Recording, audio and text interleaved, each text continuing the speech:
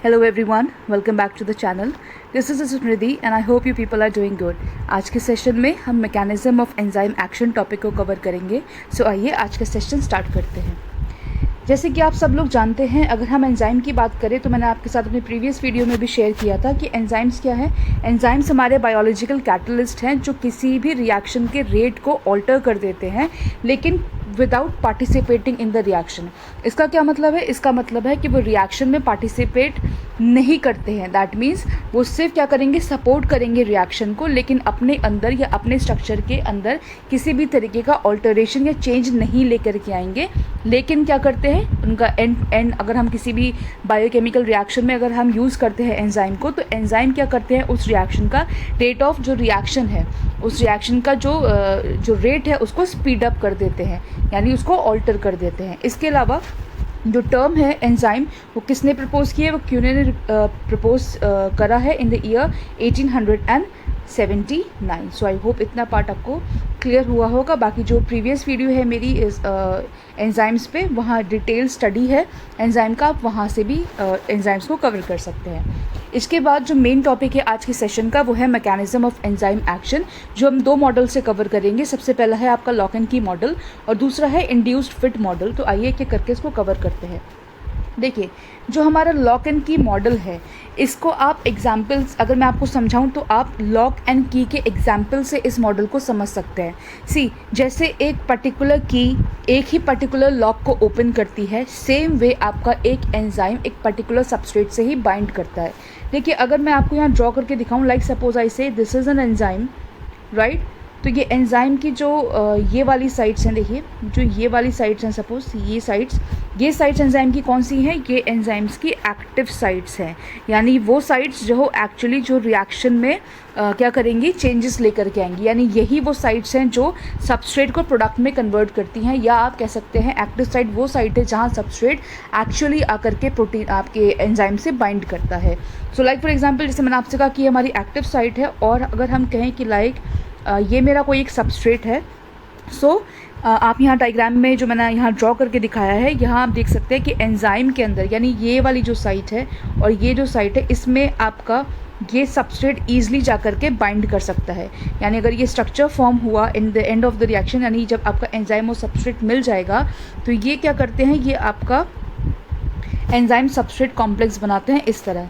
तो यहाँ आप देख सकते हैं कि यहाँ मेरे पास एंजाइम भी है, और ये जो पोर्शन है ये मेरा कौन हो गया, ये मेरा सबस्ट्रेट का पोर्शन हो गया. सो एंजाइम क्या करता है, अपने एक्टिव साइट पे सबस्ट्रेट को बाइंड करता है, लाइक जैसे नाम है मॉडल का, जिस तरीके से एक पर्टिकुलर की जो हमारे इस केस में सबस्ट्रेट है, वो एक पर्टिकुलर लॉक को ओपन करती है, जैसे हमारा इस केस में एंजाइम है. सो इस तरीके से आपका एंजाइम और सबस्ट्रेट क्या करते हैं, बाइंड करते हैं, फॉर्म करते हैं ES कॉम्प्लेक्स. और एंड ऑफ द रिएक्शन में, क्योंकि एंजाइम पार्टिसिपेट नहीं करता, so end of the reaction में आपको एंजाइम एज इट इज़ मिल जाएगा, और आपका जो सबस्ट्रेट है वो हम मानेंगे लाइक जैसे ये आपका सबस्ट्रेट था, तो सबस्ट्रेट आपका एक प्रोडक्ट के अंदर कन्वर्ट हो जाएगा. यानी जो स्ट्रक्चर है सबस्ट्रेट का और अब जो प्रोडक्ट का स्ट्रक्चर है, वो दोनों सेम नहीं होंगे.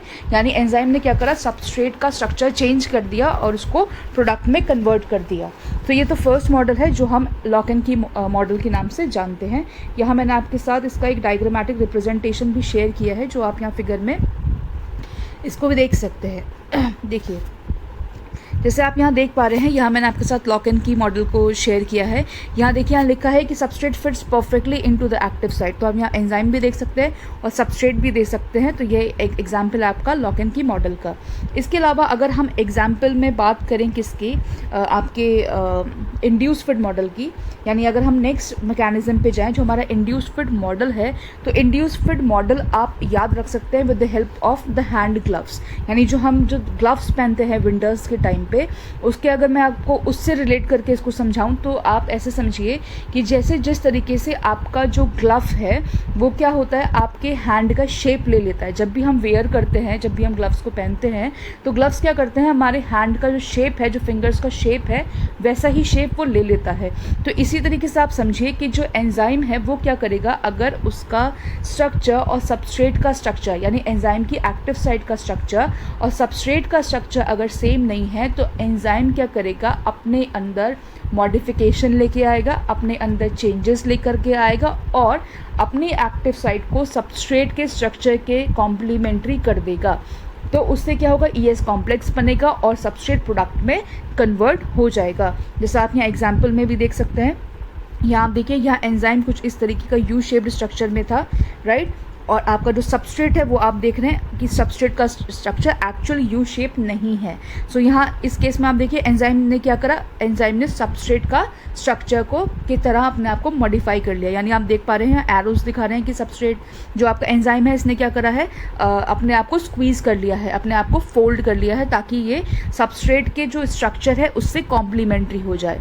सो ये आपका इंड्यूस्ड फिट मॉडल है कि भाई जो आपका एंजाइम था वो सेम स्ट्रक्चर का नहीं था एज पर द सबस्ट्रेट का स्ट्रक्चर। सो एंजाइम ने क्या करा, वो उसने अपने आप को फिट कर लिया, यानी सबस्ट्रेट क्या हो गया, एंजाइम में इंड्यूस्ड हो गया और एंजाइम ने सबस्ट्रेट का ही स्ट्रक्चर को क्या कर लिया, अपने अंदर मॉडिफाई कर लिया। तो इस तरीके का जो मैकेनिज्म है वो आपका इंड्यूस्ड फिट मॉडल है। सो आज के सेशन में बस इतना ही। आई होप आज का सेशन आपको अच्छा लगा होगा। मिलते हैं अगले सेशन के साथ। Till then take care.